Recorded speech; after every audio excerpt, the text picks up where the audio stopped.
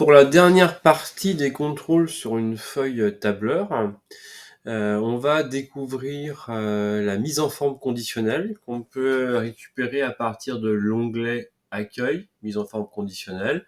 Ici, par exemple, on a commencé à rentrer les clients et moi, ce que je souhaiterais avoir, c'est sur cette colonne-là, mettre en évidence les montants les plus importants, les montants les plus faibles avec un code couleur, comme on pourrait mettre en évidence les notes sur un devoir, de SIG par exemple. Donc la mise en forme conditionnelle. On a plein d'options, on va aller directement sur la plus simple, les nuances de couleurs, et la plus classique, vert, orange, jaune, hein, comme les feux tricolores. Vous êtes en train de passer, vous avez passé votre code, voilà. Donc en premier, les montants les plus élevés en vert. Dans l'icône d'à côté, les montants les plus élevés en rouge, si par exemple on parle de temps.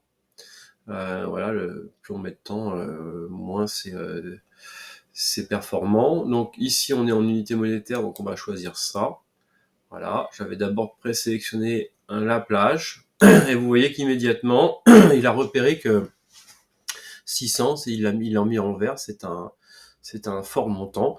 Donc on peut ensuite édicter des règles manuellement. Voilà, il y a plein de possibilités.